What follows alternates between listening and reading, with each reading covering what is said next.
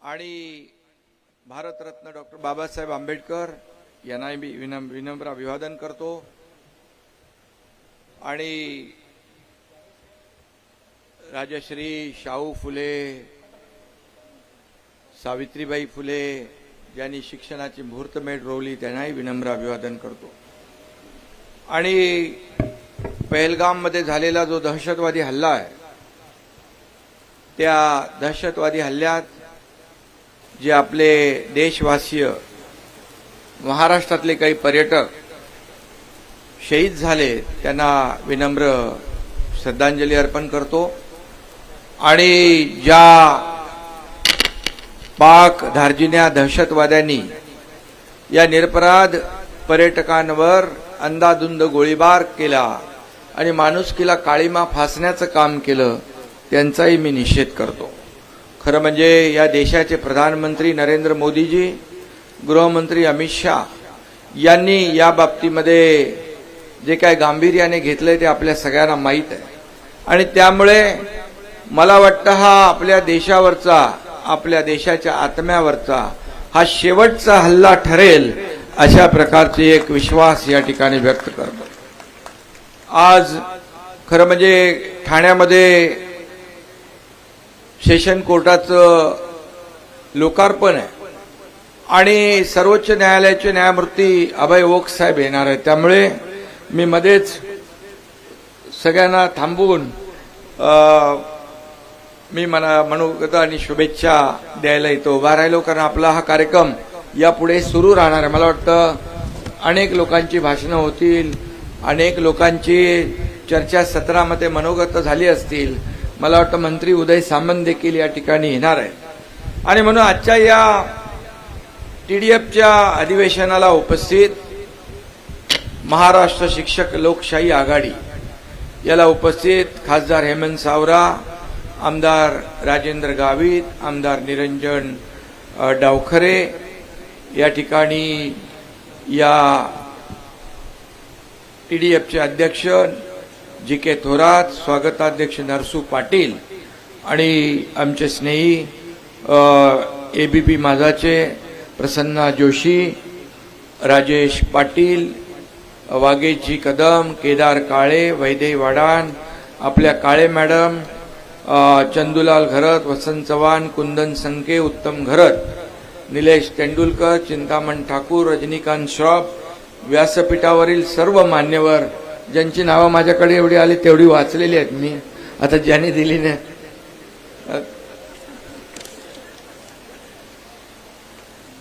त्यामुळे इथे पोलीस अधीक्षक आहेत, जिल्हाधिकारी मॅडम, सर्व अधिकारी यांना देखील मी धन्यवाद देतो। आणि आज श्रेष्ठ शिक्षण तज्ञ स्वर्गीय सोनोपंत दांडेकर यांच्या जन्मभूमीमध्ये आपण पालघरमध्ये हे अधिवेशन घेतलं, त्याबद्दल टीडीएफचं मनापासून मी अभिनंदन करतो। मी सोनोपंत दांडेकर आणि माजी आमदार स्वर्गीय तात्यासाहेब सुळे यांच्या स्मृतींना देखील विनम्र वंदन करतो। पालघर येथे संपन्न होत असलेल्या या टीडीएफच्या अधिवेशनात मी माझ्या लाडक्या शिक्षकांचं देखील मनापासून स्वागत करतो। लाडक्या बहिणी पण आहेत, लाडके भाऊही आहेत। महाराष्ट्राच्या भावी पिढ्या घडवणारे हे शिल्पकार सगळे आहेत। आणि म्हणून या सर्व शिल्पकारांना भेटावं, त्यांना वंदन करावं, त्यांचा संवाद साधावा, आणि म्हणून मी या ठिकाणी आलोय। एक समर्पित आयुष्य तुम्ही सगळेजण जगत आहात। तुमच्या सगळ्या वैयक्तिक कौटुंबिक समस्या, चिंता, अन्याय पोटात घेऊन नव्या पिढीला घडवण्याचं काम, या देशाची नवी पिढी आपण घडवत आहे। आणि म्हणून त्याच्यावर संस्कार करण्याचं काम, त्या पिढीला आकार देण्याचं काम या ठिकाणी आई वडिलांच्या नंतर तुमचा हा महत्वाचा सगळ्यात रोल आहे। तुमचं योगदान महत्वाचं आहे। शिक्षक हा प्रत्येकाच्या आयुष्यामध्ये एक आदराचं स्थान असतो। आणि म्हणून आपण म्हणतो शिक्षक ओ दीपक है जो जलता खुद है और सबको रोशनी देता है, सच्चा मार्ग भी दिखाता है. आणि म्हणून तुम्हा गुरुजनांना वंदन करायचं नाही तर कोणाला करायचं. आणि म्हणून मी आपल्याला पुन्हा एकदा मनापासून शुभेच्छा या ठिकाणी देतो. शिक्षण आणि शिक्षकांचा बुलंद आवाज, स्वर्गीय तात्यासाहेब सुळे त्यांच्या नावाचं प्रवेशद्वार पण मी पाहिलं. तात्यासाहेबांनी शिक्षक लोकशाही आघाडीची स्थापना केली आणि त्यांचा त्यावेळेचा द्रष्टेपणा आपल्याला सगळ्यांना माहीत आहे. देशबांधणीचा, समाजाच्या उभारणीचा इतका सर्वांगीण विचार करणारे नेते खूप कमी असतात आणि तात्यासाहेबांच्या रूपाने ते आपल्याला मिळाले. हे तुमचं आमचं सगळ्यांचं भाग्य आहे असं म्हटलं तर वावगं ठरणार नाही. वेतन शाश्वती, वेतन वाढ, महागाई, शिक्षकांच्या अन्य समस्या यांची बारकाईने जाण असलेला हा नेता आजही या ठिकाणी आपल्याला आठवतो. आणि म्हणून विधान परिषदेच्या कामकाजावर प्रधान, सदानंद वडेर, डी.के. देशमुख, प्रमोद नवलकर, मधु देवळेकर, अशोक मोडक अशा कितीतरी डोळस आणि सामंजस्य असलेले नेते या ठिकाणी त्यांनी आपला अमिट ठसा उमटवला. सगळ्यांचीच नावं घेता येत नाहीत, परंतु तात्यासाहेबांचं नाव याच्यात आपल्याला अग्रभागी घ्यावं लागेल असं त्यांचं कर्तृत्व होतं. आणि म्हणून शिक्षक मतदारसंघात ते निवडणूक त्यावेळेस लढवायला तयार झाले तेव्हा ते सतत शिक्षकांच्या बाबतीमध्ये तळमळीने बोलत होते आणि निवडणुकीची त्यांना काही फिकीर नव्हती. ते म्हणायचे, मी यापूर्वी देखील कार्य करत होतो, आताही करत आहे, निवडून आलो नाही आलो तरी सुद्धा कार्य माझं अविरतपणे सुरू राहील असं तात्यासाहेबांचे विचार होते. आणि आमदारपद हेही अन्य पदांप्रमाणे शिक्षकांच्या सेवेचं एक साधन आहे. आणि म्हणून जे जे साधन मला उपलब्ध होईल त्या सर्व साधनांनी मी शिक्षकांची सेवा करेन असं तात्यासाहेब म्हणायचे. हा त्यांचा मोठेपणा आहे. आणि म्हणून या सेवाभावाचा वारसा घेऊन आपण सगळेजण काम करतोय. आणि आपण प्रत्येक क्षेत्रामध्ये, मग राजकीय क्षेत्र आहे, सामाजिक क्षेत्र आहे, शिक्षक क्षेत्र आहे, सगळंच आहे. तिथं पत्रकार पण आहेत, पत्रकारिता आहे, समोर आहेत. सगळ्या क्षेत्रामध्ये विविध लोक आपापली भूमिका योग्य प्रकारे पुढे नेत असतात. आणि समाजाला आपण काय, मला काय मिळालं यापेक्षा मी समाजाला काय देणार आहे, मी माझ्या देशाला काय देणार आहे, हा विचार प्रत्येकाच्या मनामध्ये असला पाहिजे. आणि तो मना रुजवण्याचं काम खऱ्या अर्थाने नव्या पिढीच्या माध्यमातून आपण शिक्षक रुजवताय. आणि म्हणूनच या ठिकाणी शिक्षक लोकशाही आघाडीची वाटचाल अतिशय जोमाने म्हणेन मी चांगली आहे. आणि म्हणून आपण आज हा इथे परिषद देखील या ठिकाणी घेतली. 1965 साली TDFची स्थापना झाली आणि विधान परिषद 13 पेक्षा जास्त आमदार देखील होते. आणि मग त्यामध्ये तात्यासाहेब सुळे, प्रकाशभाई मोहाडीकर, PS रेडकर, शिवाजीराव दादा पाटील, जयूर नाना ठाकरे, नाना बोरस्ते, गजेंद्र एनपुरे यांनी महाराष्ट्राच्या शिक्षण चळवळीला ऐनापुरे असतील नवीन दिशा दिली. शिक्षकांबरोबर शिक्षकांचे आयुष्य देखील समृद्ध केलं. म्हणजे शिक्षणाबरोबर शिक्षकांचं आयुष्यामध्ये देखील मोठं आमूलाग्र बदल घडवण्याचं काम त्या काळामध्ये झाला. शिक्षकांना निमशासकीय दर्जा मिळवून दिला, जुनी पेन्शन योजना सुरू झाली आणि रोखीने मिळणारं वेतन बँकेमध्ये जमा होऊ लागलं. आणि म्हणून या संस्थेचं काम मोठं आहे. आपला हा प्रयत्न आहे, नेहमी शिक्षकांना त्यांच्या अडचणी सोडवण्याचं काम आपण केलंय. आणि म्हणून आपल्या सगळ्यांना माहित आहे शिक्षण हा अतिशय महत्वाचा विषय आहे, कारण तो थेट या देशाच्या भवितव्याशी निगडीत आहे. आणि म्हणून या देशाचे प्रधानमंत्री नरेंद्र मोदीजी यांनी देखील शिक्षणावर आणि नवी पिढी घडवण्यावर विशेष भर दिलेला आहे. आणि म्हणूनच नवीन शिक्षण धोरण हा त्याचाच एक परिपाक आहे. आणि मला देखील आपल्याला या ठिकाणी सांगायचं आहे, मी मुख्यमंत्री असताना अनेक निर्णय आपण घेतले आणि जे काही निर्णय आपण धाडसाने घेतले त्याचा शिक्षकांना फायदाही झाला. काही निर्णय आणखी घ्यायचे आहे, काही GR आहे काही बदलायचे आहे. त्याचबरोबर पेसामधलं देखील आपण सांगितलं. मला वाटतं या पुढच्या कॅबिनेटमध्ये तोही विषय येईल आणि त्या माध्यमातून देखील आपल्याला त्याचा फायदा होईल. आणि म्हणून मला एवढंच सांगायचं आहे की शिक्षण हे महत्वाचं एक भविष्य घडवणारं एक मोठं योगदान देणारं आणि त्याला भविष्य घडवणारा शिक्षक याचं योगदान फार महत्वाचं. मला आठवत आहे, मी देखील महापालिकेच्या शाळेत शिकलो. शाळा क्रमांक 23 ठाणे महापालिका वागळे स्टेट. आणि आमचे रघुनाथ परब गुरुजी होते आणि त्यावेळचा काळही पाहिलाय. त्यावेळी तर अगदी पडक्या शाळांमध्ये आपण शिकायचो, दरवाजे नसायचे, मग आपण ते सगळं साफसफाई स्वच्छता करून. आता तर मोठमोठ्या इमारती झाल्या.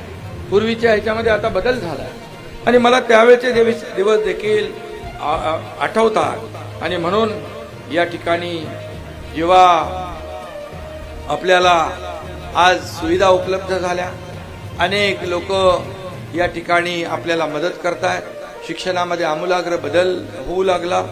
आणि त्याचबरोबर मी देखील त्यावेळेस जास्त 12वी नंतर मला शाळा सोडावी लागली, पण जे काय खरं शिक्षण झालं ते जगाच्या शाळेत उघड्यावर लोकांमध्ये आणि लोकांमध्ये जाऊन जे शिकायला मिळालं ते फार मोठा अनुभव आहे. पण श्रीकांतला मात्र माझ्या मुलाला मी डॉक्टर केलं, ऑर्थोपेडिक सर्जन केलं, जनतेची सेवा करावी म्हणून.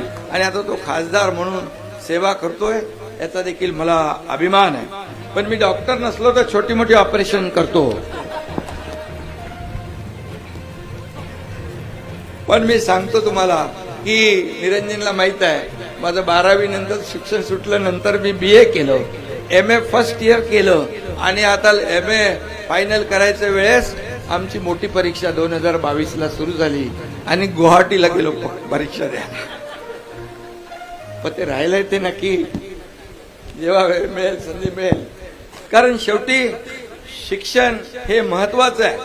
आणि मनोहर जोशी मुख्यमंत्री नाही, त्यांचं तर 75 वर्ष झाल्यानंतर त्यांनी काही डिग्र्या घेतल्या, पदवी. असे अनेक लोक आहेत समाजात. माणसाने शिकत राहिलं पाहिजे, शेवटच्या क्षणापर्यंत शिकत राहिलं पाहिजे. शिक्षकांनी देखील शिकवताना नवीन नवीन आणखी काही काही शिकलं पाहिजे. आणि म्हणून शिक्षण हे सक्तीने होत नाही, तर ते आवडीने होत असतं. आणि म्हणून शिक्षणाचं महत्व, नेल्सन मंडेला यांचा एक कोट आहे, education is the most powerful weapon which you can use to change the world. आणि म्हणून खऱ्या अर्थाने शिक्षण क्रांती घडवू शकतं, शिक्षण समाजामध्ये आमूलाग्र बदल घडवू शकतं.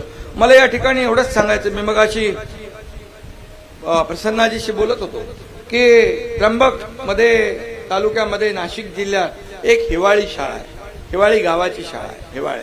मी तिथं गेलो होतो, दादा भुसे स्वतः होते आणि त्या शाळेतली मुलं पाहिली मी. एवढं धाड धाड धाड धाड धाड धाड बोलत होते, 2 हाताने लिहित होते, एका हाताने मराठी, दुसऱ्या हाताने इंग्रजी एकाच वेळेस. आणि आपण पाडे किती म्हणतो?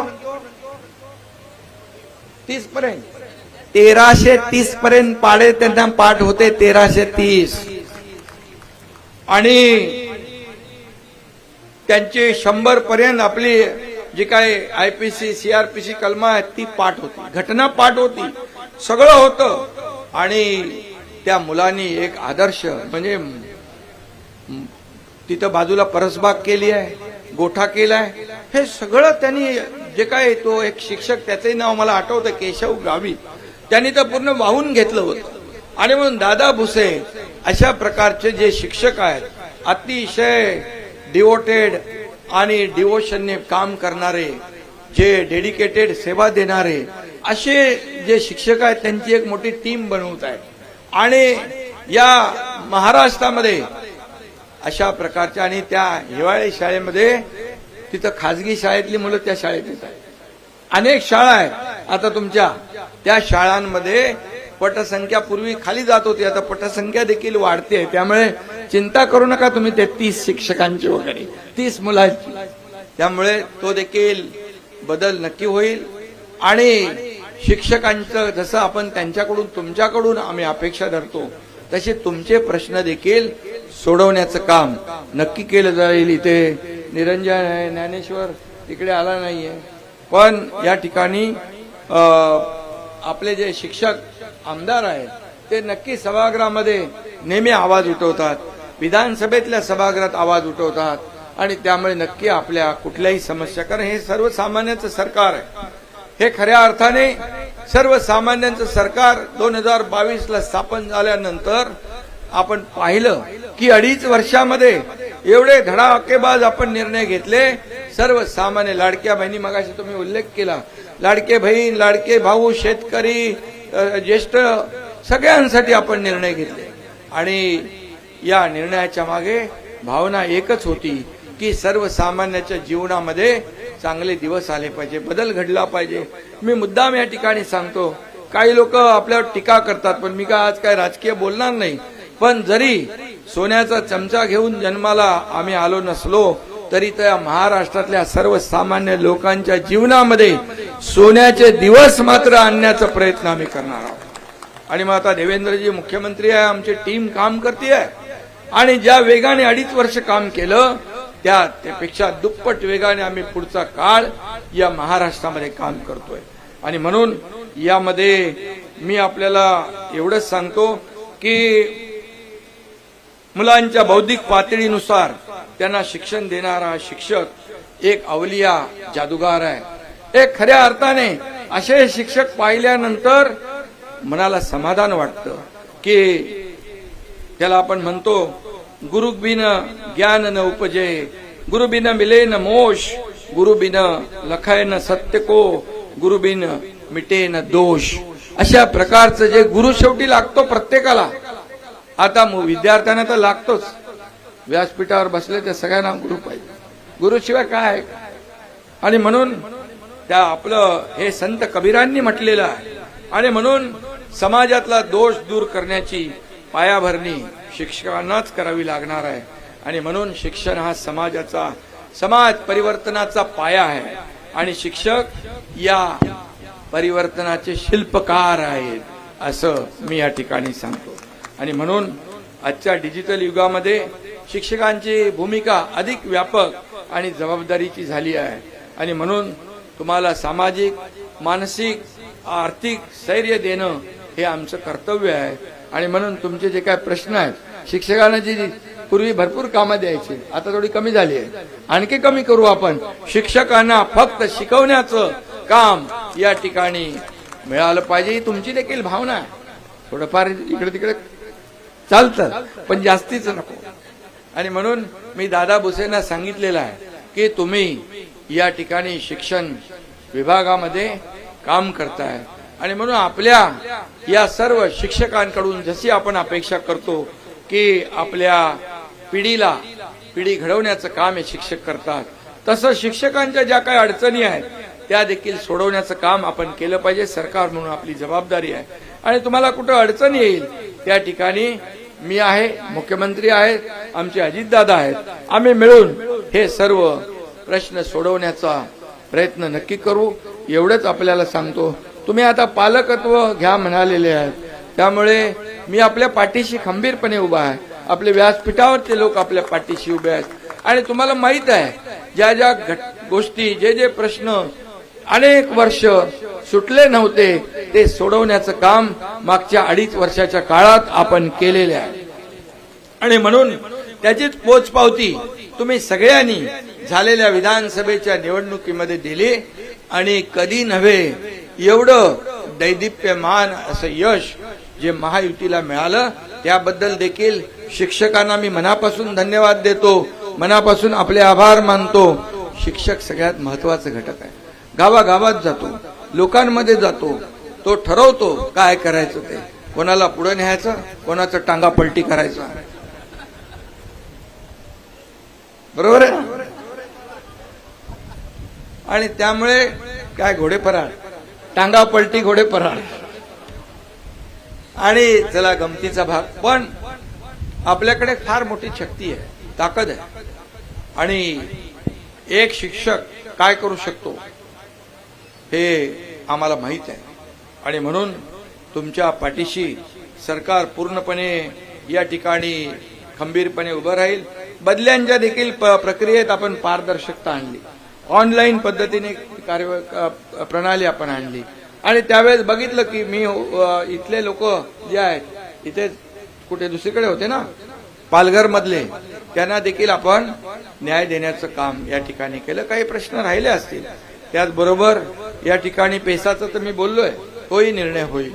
आणि जे जे काही निर्णय प्रलंबित आहेत, बघा आता शेवटी आपल्याला सगळं चालवायचं आहे. लाडक्या बहिणींच्या योजनाही आहे, आपला श्रावणबाळ योजना आहे, दुसरी आपली गोरगरिबांना मिळते नाही योजना, आपल्या जुन्या योजना ज्या आहेत त्या योजना देखील आपल्याला पुढे न्यायच्या आहेत. आणि या नवीन केलेल्या योजना देखील पुढे न्या. आम्ही प्रिंटिंग मिस्टेक वाले नाही आहोत. आम्ही जे बोललोय ते बोललोय.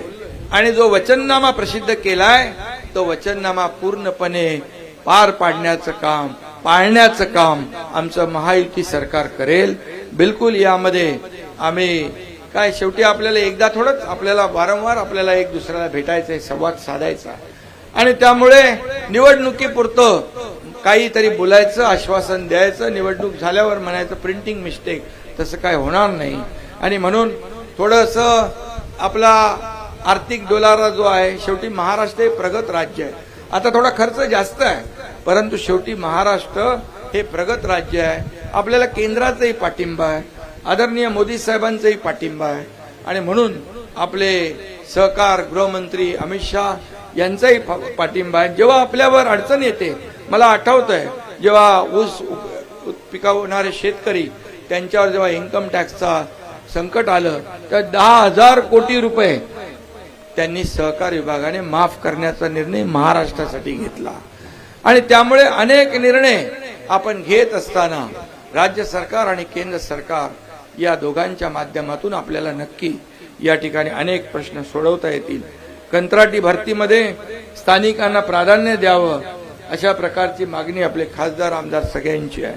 आणि नक्की स्थानिकांनाच प्राधान्य या ठिकाणी दिलं जाईल, त्यामध्ये कुठेही मागे पुढे होणार नाही. शेवटी स्थानिक आपला जो गरजू आहे त्याला न्याय देण्याचं काम आपल्याला करायचं आहे. आणि म्हणून काही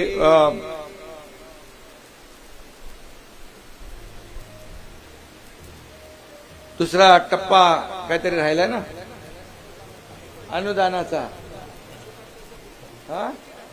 हा त्याचा टप्पा पुढचा राहिलाय, त्याच्यावर देखील काम सुरू आहे. थोडा आम्हाला वेळ द्या, थोडं होऊन जाईल सगळं काम. आपण एकच आहोत, आपण एक परिवार आहोत, आपण वेगळे नाही आहोत. जेव्हा मला वाटतं आपलं आंदोलन झालं त्यावेळेस मी सांगितलं की तुम्ही असं वेगळं, सरकार आणि शिक्षक किंवा प्रशासनामध्ये काम करणारे शासकीय अधिकारी कर्मचारी किंवा शिक्षक हे वेगळे नाहीत. ही रथाची दोन चाकं आहेत, शासन आणि प्रशासन. त्यामुळे आपण एक परिवारातले आहोत.